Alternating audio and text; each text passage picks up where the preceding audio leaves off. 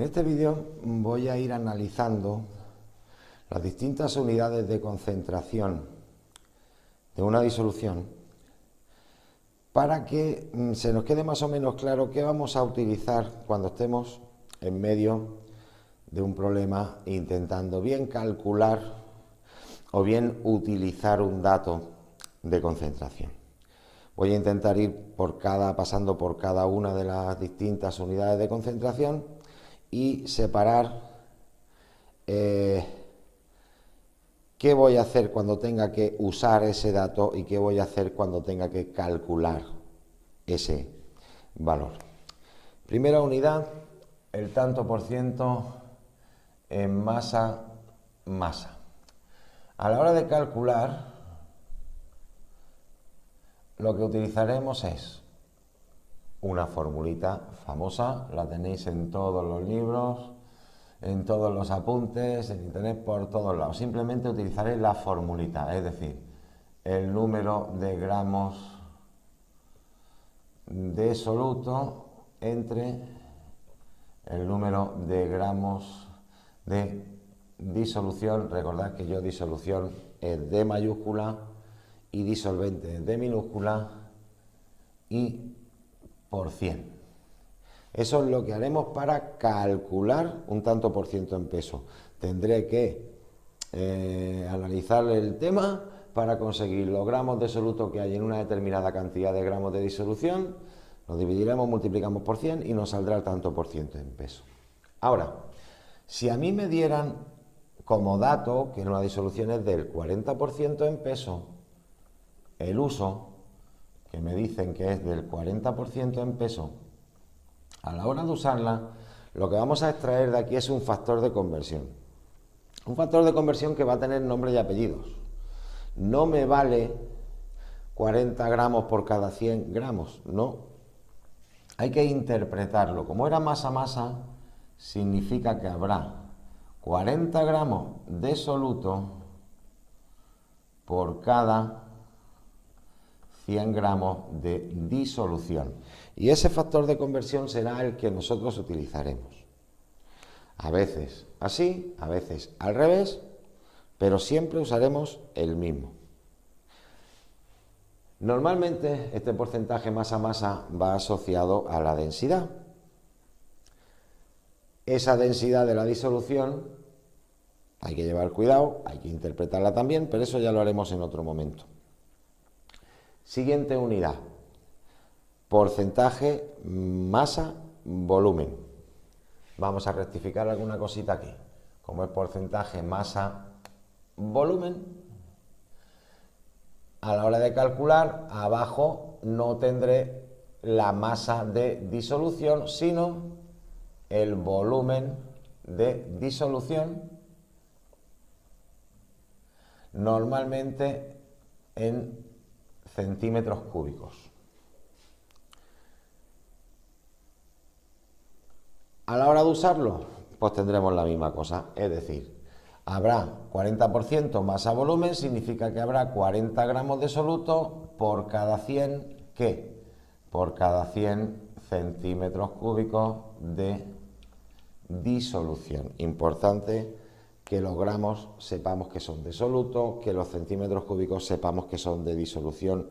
No me valdría ninguna otra cosa. Tienen que estar nombre de la unidad y apellidos. ¿De qué? Tercera situación, el porcentaje volumen-volumen. Bien, aquí tendríamos que en vez de gramos, tendríamos que poner el volumen de soluto. El volumen de soluto que debería venir en la misma unidad que el volumen de disolución. Y abajo, pues si me dicen que es del 40% volumen-volumen, significaría que hay 40 centímetros cúbicos de soluto por cada 100 centímetros cúbicos de disolución. Con eso tendríamos perfectamente especificados los tres porcentajes. Ya veremos cómo se usan luego en problemas. Siguiente unidad, la molaridad. La molaridad tiene su definición son los moles de soluto que hay por cada litro de disolución. A la hora de calcular la molaridad con R, no con D, con L, sino con R, sería el número de mol de soluto entre el número de litros de disolución. Tendríamos que calcular de alguna forma cuánta cantidad de soluto en moles hay en un determinado volumen de disolución en litros. Si a mí me dijeran que una disolución es 1,35 molar a la hora de usarla, de aquí extraeríamos un factor de conversión que significa que hay 1,35 moles de soluto por cada 1 litro de disolución. A veces lo utilizaría así, a veces al revés, según como me interese en el problema en cuestión. Cambios con la siguiente unidad, molalidad. Bueno, pues con la molalidad, si se define como el número de moles de soluto por cada kilogramo de disolvente, pues eso vamos a utilizar. La molalidad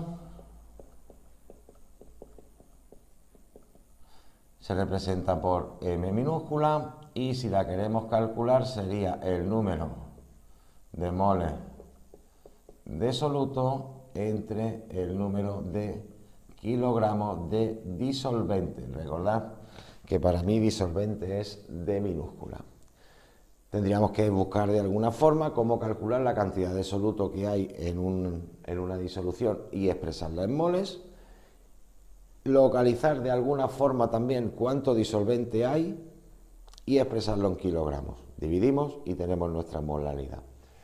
Si me dijeran que una disolución es 3,17 molar, yo lo que puedo de aquí es extraer un factor de conversión, teniendo en cuenta lo que hemos puesto arriba, y es que hay 3,17 moles de soluto por cada kilogramo de disolvente que haya en la disolución.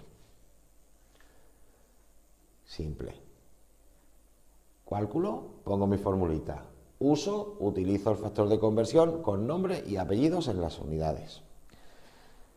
Siguiente situación. Bueno, la fracción molar.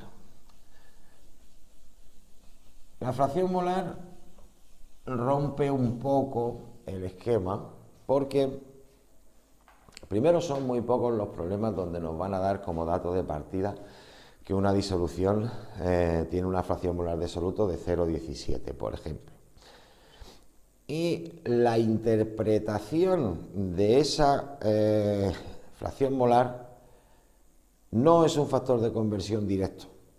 No podemos sacar un factor de conversión de ese dato. No se puede. Porque en la fracción molar abajo nos aparece la suma de moles de soluto y de disolvente. Vamos a expresarlo. La fracción molar, a la hora de calcular, utilizaremos la fórmula. La fracción molar de soluto sería el número de moles de soluto entre el número de moles de soluto más el número de moles de disolvente. Tendríamos que hacer lo que fuera para, en una determinada cantidad de disolución, localizar cuánto soluto hay, cuánto disolvente hay, expresarlos en moles, aplicar la formulita y me sale un número. Ese número tiene que estar entre 0 y 1. He puesto intervalo, una especie de intervalo como en matemáticas, intervalo abierto, porque si la fracción molar es 0, el número de moles de soluto sería 0 y eso no es una disolución, eso es disolvente puro. Si la fracción molar es 1, lo que tiene que ser 0 es el número de moles de disolvente. Y si no tengo disolvente, eso no es una disolución, es un soluto puro. O sea que si lo que tenemos es una disolución, la fracción molar debe salirme un número entre 0 y 1 que no puede ser 0 y que no puede ser 1. ¿De aquí podemos extraer factor de conversión? No. ¿Cómo interpretamos entonces una disolución de la que me dan ese dato? Sabemos que la fracción molar es 0,3. Bueno, es un poquito más complicado que sacar un factor de conversión. Ya lo veremos en otro vídeo más adelante. Cómo podemos conocer qué cantidades de soluto, qué cantidades de disolvente hay en una determinada cantidad de disolución, pero es un problema un poco complicado. Tenemos que suponer una cantidad de disolución que no conocemos. Bueno, es un poco liosillo. Ya lo haré aparte, me entretendré en su momento en contarlo más despacio. El caso es que esta fracción molar no se ajusta al esquema que estaba utilizando de cálculo y uso, porque no puedo extraer un factor de conversión para el uso. Siguiente unidad, gramos litro. Bien, a ver, los gramos litro. Gramos litro, o gramos mililitros, o gramos centímetro cúbico, ya hemos dicho que es lo mismo. Se refiere a lo mismo, gramos litro, o gramos mililitros, o gramos cc. Yo voy a utilizar gramos litro. Si quiero calcular esa concentración en gramos litro, evidentemente tendremos que poner arriba el número de gramos de soluto y abajo el número de litros de disolución. Tendremos que tomar una determinada cantidad de disolución, no necesariamente un litro, pueden ser 2, 5, 18, 300 mililitros, da exactamente igual, eso es lo que nos dé la gana, y determinar qué cantidad de soluto hay en esa cantidad de disolución, expresarla en gramos, simplemente dividir y ya está. ¿Cómo cambia? ¿Qué cambia de las otras dos? Pues que ese volumen de disolución que yo elijo, cuando voy a hacer el cálculo, o lo expreso en litros, o lo expreso en mililitros, o en centímetros cúbicos, que es lo mismo que en mililitros, y la operación sale diferente, ¿vale? Pero bueno, representa lo mismo.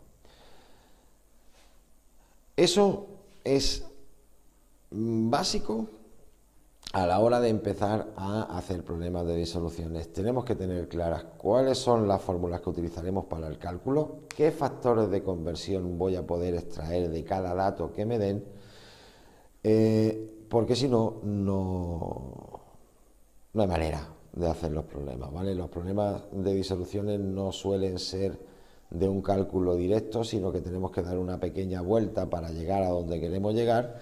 Tenemos que saber a dónde queremos llegar y tendremos que saber también qué información puedo extraer de los datos que me están dando en el problema para conseguir encontrar ese camino.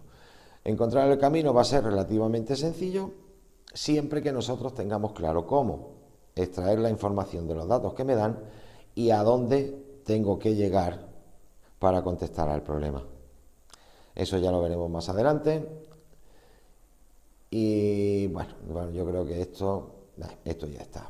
Con esto es suficiente. Luego en los problemas que iremos haciendo volveré a recordar seguramente esto. Cada vez que me den un dato sacaré el factor de conversión que me interese, pondré la formulita para ver qué es lo que me interesa encontrar. Entonces yo creo que con esto es suficiente.